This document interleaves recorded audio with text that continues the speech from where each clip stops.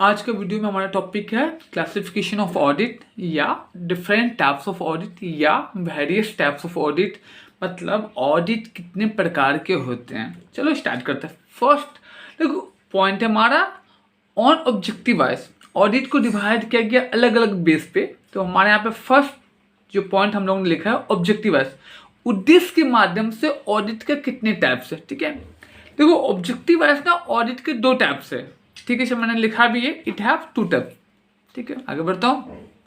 First है independent financial audit. इसका अर्थ है it is done to ascertain the reliability and fairness of financial statement. ये जो ऑडिट जो किया जाता है, जो आपका जो फाइनेंशियल स्टेटमेंट है, वो फाइनेंशियल स्टेटमेंट कितना रिलायबल है, कितना सही है, कितना गलत है, कितना एक्यूरेट है, उस चीज को करने के लिए इंडिपेंडेंट फाइनेंशियल ऑडिट किया जाता है। इसका नाम में ही इसका डेफिनेशन या इसका मोटो छिपा हुआ। नेक्स्ट हमारा इंटरनल ऑडिट।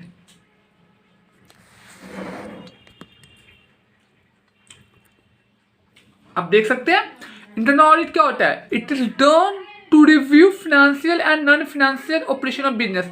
इंटरनल ऑडिट जो होगा ना, वो फिनेंशियल स्टेटमेंट को भी रिव्यू करेगा, साथ में नॉन फिनेंशियल स्टेटमेंट को भी रिव्यू करेगा।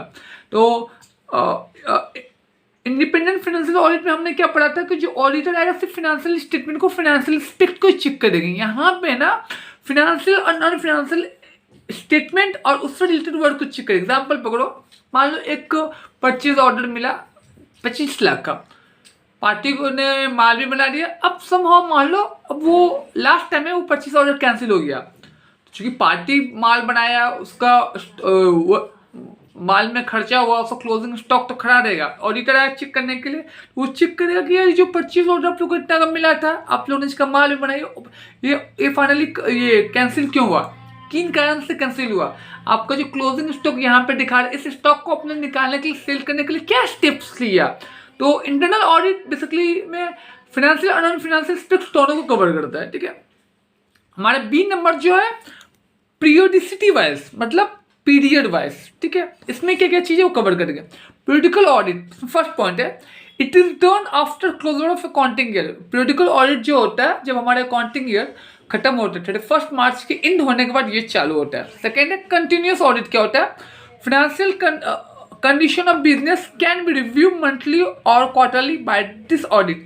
कंटिन्यूस ऑडिट के द्वारा में क्या होता है, बिजनेस कैसा कर रहा है, अच्छा कर रहा है, बुरा कर रहा है, बिजनेस ट्रांजेक्शन रिकॉर्ड सही तरीके से हो रहे हैं कि गलत तरीके से हो रहे हैं, accounting transaction up to date है कि नहीं, कंप्लेंसेस फॉलो हो रहा है कि नहीं, टैक्स सही तरीके से पेमेंट हो रहा है कि नहीं, इस चीज का जो चेकिंग ना या क्रॉस वेरिफिकेशन या ऑडिटिंग जो आप मंथली बेस पे भी कर सकते हैं या क्वार्टरली बेस पे भी कर सकते हैं। अगर ऐसा होता है तो कंटिन्यूअस ऑडिट के प्रीव्यू में आएगा। थर्ड पॉइंट हमारा इंटरिम ऑडिट। ये क्या होता है पढ़ते देखिए। It is conducted in between two annual audit. It is conducted for specific purpose. Interim audit वो ऑडिट जब दो ऑडिट के बीच में हो, लिखा मैंने, it is conducted in between two annual audit. जब वो ऑडिट जब दो एनुअल ऑडिट के बीच में हो, वो इंटरिम ऑडिट कहलाता है। देखो फाइनेंशियल ईयर एंड होगा, एक ऑडिट आपको करवाना ही है, वो मैंडेट है। फिर अगला फाइनेंशियल ईयर एंड होगा, एक ऑडिट कराना है, वो मैंडेट है। लेकिन जब दो फाइनेंशियल ईयर के मतलब उस इन बिटवीन में एक जब ऑडिट हो, जिससे हम इंटरिम ऑडिट करते हैं। इंटरिम का अर्थ होता है बीच में। इंटरिम का अर्थ होता है बीच में। हम लोगों ने इंटरिम डिविडेंड पढ़ा होगा क्लास 9, 11, 12 में, जिसमें बताया गया था कि वो डिविडेंड जो साल के बीच में दिया जाए, जैसे हम इंटरिम डिविडेंड करते हैं। फाइनल डिविडेंड क्या होता है, जब फाइनेंशियल ईयर खत्म होता है तब शेयर होल्डर्स को फाइनल डिविडेंड मिलता है। और इंटरिम डिविडेंड क्या होता है, फाइनेंशियल ईयर चल रहा है, कंपनी ने अच्छा प्रॉफिट किया तो कुछ डिविडेंड दे दिया, तो दैट्स कॉल्ड इंटरिम डिविडेंड। ठीक उसी प्रकार इंटरिम ऑडिट करता है वो ऑडिट जो कि दो ऑडिट के बीच में हो। एक फाइनेंशियल ईयर खत्म हुआ, फिर एक फाइनेंशियल ईयर खत्म हुआ, तो ऑडिट के बीच में हो, उससे हम इंटरिम ऑडिट करते हैं। एग्जांपल है the price of sale of an unit may be determined based on interim audit report. किसी प्रोडक्ट का क्या सेल प्राइस का क्या वैल्यू होगा, वो हम इंटरिम ऑडिट के बेस पर डिटरमाइन कर सकते हैं। ये हो गया इंटरिम ऑडिट। चलो नेक्स्ट है मेरा लिमिटेड रिव्यू। और बहुत केस में क्या होता है ना, ऑडिटर के पास ना रिव्यू करने का, चेकिंग करने का स्कोप जो बहुत लिमिटेड होता है। तो उसको ये बोला जाता है भैया आपको ये ऑडिटिंग का काम मिला है, आपको ये असाइनमेंट मिला है, बट आपको बस यही चीज चेक करना है, स्पेसिफिक चेक करना है, आपको पूरा नहीं चेक करना। एग्जाम्पल के लिए हमारा सब्जेक्ट तो अकाउंट्स है, टैक्स है, जीएसटी है, टैक्सेशन है, ऑडिटिंग है, इकोनॉमिक्स है, मैथ्स है। पर कुछ कोई टीचर्स होते हैं जो मैथ्स के स्पेशलिस्ट होते हैं, मैथ्स ही पढ़ाएंगे, कुछ इको के इकोनॉमिक्स ही पढ़ाएंगे, ठीक, उसी पढ़कर कुछ केसेस ऐसा होता है जहाँ पर ऑडिटर को कोई स्पेसिफिक पार्ट या स्पेसिफिक सेगमेंट को ही चेक करने के लिए बुलाया जाता है, ठीक है। वो चीज में इसमें ये बताया गया, पढ़ो क्या है। The review in which auditor has limited scope of doing their work is known as limited review। मैंने बोला एक ऐसा रिव्यू जिसमें ऑडिटर के पास अपने काम को करने का लिमिटेड स्कोप हो, वो लिमिटेड रिव्यू कहलाता है। आगे बढ़ो क्या, limited review is narrow concept and audit. Audit के तुलना में बहुत छोटा सा कंसेप्ट है, ऑडिट में बहुत चीज कवर हो गया, और लिमिटेड रिव्यू में क्या होता है ना, बहुत कम काम करने के लिए मौका, इसलिए नैरो में ये आता है। It imply in listed company case where they need to hand over the financial report to stock exchange after completion of the quarter within stipulated time within 45 days after completion of the quarter। देखो ये जो चीज है ना, basically stock exchange के case में आता है, वो कंपनी जो स्टॉक एक्सचेंज में लिस्टेड हो, उन्हें क्या होता है ना, अपने क्वार्टर एंड होने के, खत्म होने के ना बाद ना, विद इन द 45 दिन के अंदर में उन्हें रिपोर्ट हैंड ओवर करना पड़ता है ये स्टॉक एक्सचेंज को।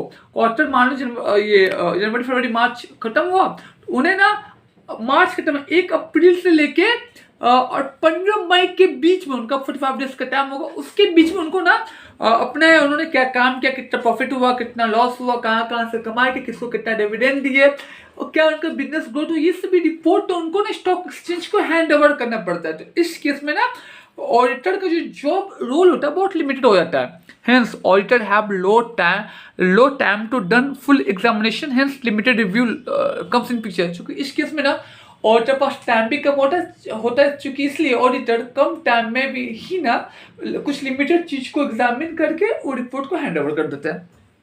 अगला पॉइंट है बॉस टेक्निक वाइज, मतलब क्या होता है इसमें होता है बैलेंस शीट ऑडिट। इस ऑडिट में क्या होता है ना, ऑडिटर ना बैलेंस शीट में एसेट्स और लायबिलिटी को देखता है, जो एसेट्स रहता है उसको क्रॉस वेरिफिकेशन करता है, कितना एसेट्स है, फिक्स एसेट्स कितना है, करंट एसेट्स कितना है, उसका फिक्स एसेट्स को सबका फिजिकल वेरिफिकेशन करता है, उसका वैल्यूएशन का डिटरमाइन करता है, डिप्रिसिएशन ठीक से लगा है कि नहीं लगा, करंट एसेट्स क्या है उसका क्रॉस वेरिफिकेशन करता है, बैंक कितना है, कैश कितना है, ज्वेलरीज कितना है, तो वो गोल्ड कितना है, या वर्क स्टॉक क्लोजिंग स्टॉक्स कितना है। तो एसेट्स का क्रॉस वेरिफिकेशन क्या है, कोई लायबिलिटी है तो लायबिलिटीज को क्रॉस चेक करता है, कितना लायबिलिटी खड़ा है, बुक्स ऑफ अकाउंट में ड्यूटीज कितना है, डेटर्स कितना है, प्रोविजन खड़ा है, जो चेक करता है जो खड़ा है एक्चुअली में है कि वो मैनिपुलेटेड है।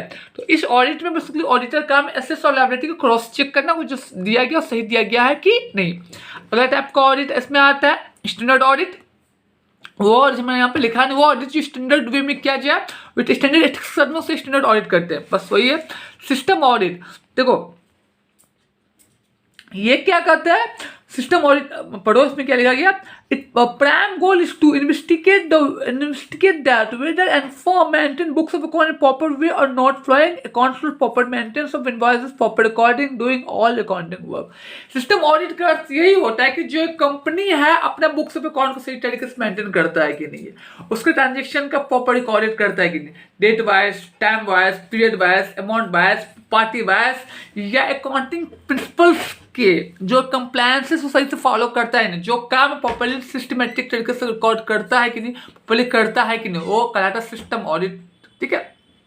ईडीपी ऑडिट, इस ईडीपी का अर्थ बहुत इंपॉर्टेंट है, ईडीपी एग्जाम का पर्पस है बॉस, इलेक्ट्रॉनिक डेटा प्रोसेसिंग। इसका अर्थ होता है जो एक ऑडिटर है वो जब एक ऑफिस में ऑडिट करने के लिए जाता है, जब उसका मेन काम है देखना कि भैया जो ऑफिस में जो स्टाफ लोग हैं, जो कंपनी है, इसका कंप्यूटर सिस्टम्स कैसे, इसका लैपटॉप्स कैसे, यहाँ पे proper up to date accounting software है कि नहीं है, जो भी अगर इलेक्ट्रॉनिक में सिस्टम पे काम करता है तो अकाउंटिंग डेटा को कहाँ स्टोर करके रखता है, अकाउंटिंग डेटा को सही से रखा है कि नहीं है, ये जो डेटा जो है इसका परचेज सेल या टीडीएस या जीएसटी का कंप्लायंसेस का जो भी इलेक्ट्रॉनिक डेटा है वो डेटा एक्चुअल है कि फेक है, और डाटा सही से जनरेट हो रहा है कि नहीं हो रहा। अगर कभी कुछ जरूरत पड़ा तो वो डेटा, अगर प्रीवियस बैक ईयर का वो डेटा अवेलेबल हो पाएगा कि नहीं हो पाएगा, अगर कंपनी को कुछ डैमेज तो नहीं हो। ईडीपी करने का अर्थ है कि जो ऑडिटिंग हो रहा है, जो अकाउंटिंग हो रहा है, उसका डेटा का सही तरीके से इलेक्ट्रॉनिक फॉर्म में रिकॉर्डेड है कि नहीं, उसको सही टाइम पे अवेलेबल है कि नहीं, कोई इनवॉइसेस अगर सही टाइम पे प्रिंट आउट अवेलेबल है कि नहीं, कोई टैक्सेस सही तरीके से उसका books of account proper recorded है कि नहीं।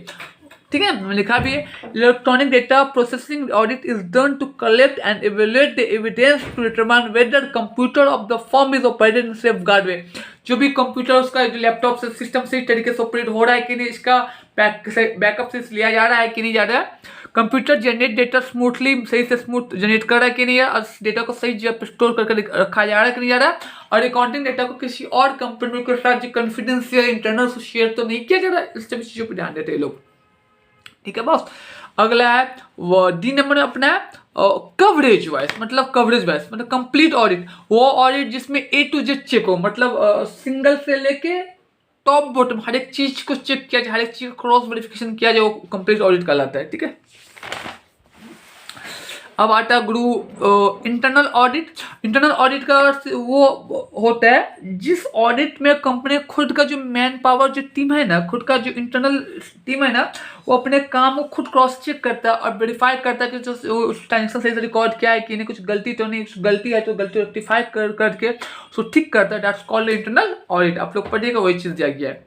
ठीक है, अब आते हैं सर इसमें ऑर्गेनाइजेशन स्ट्रक्चर वाइज में। देखिए फर्स्ट स्टैट्यूटरी ऑडिट, ये ऑडिट का मैंडेट होता है गवर्नमेंट के द्वारा, जब से फाइनेंशियल ईयर एंड होता है उसको 30 सितंबर तक उनकी कंपनीज की जिम्मेदारी है कि आप ऑडिट करवा लीजिए। ऑडिट करवा के जब आप अपना पीएल बैलेंस शीट जो है, कंप्यूटेशन ऑफ टैक्सेस जो है वो प्रिपेयर करवाइए सीए के द्वारा, उसको इनकम टैक्स रिटर्न को फाइल करवा लीजिए।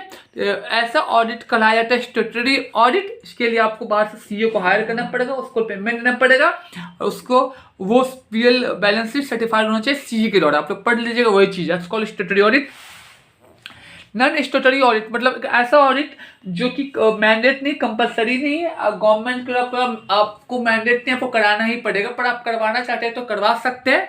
That is called non statutory audit. मैंने मार्क भी किया, ये मैंडेट नहीं है लॉ के द्वारा, ना कोई लीगल फॉर्म में, पर कोई कंपनी करवाना चाहता है तो करवा सकता है, उसका इच्छा है, free to will operate mode में, पर कोई मैंडेट नहीं, कोई कंपल्सन नहीं, वो करवाना ही पड़ेगा। इसको non statutory audit. Statutory audit में कंपल्सरी है, गवर्नमेंट द्वारा कंप्लायंसेस द्वारा, पर नॉन स्टैट्यूटरी ऑडिट में कोई कंप्लायंसेस का मैंडेट नहीं, आपका अपना चॉइस, आप करवाना करवाइए, वरना मत करवाइए। नेक्स्ट होता है गवर्नमेंट ऑडिट।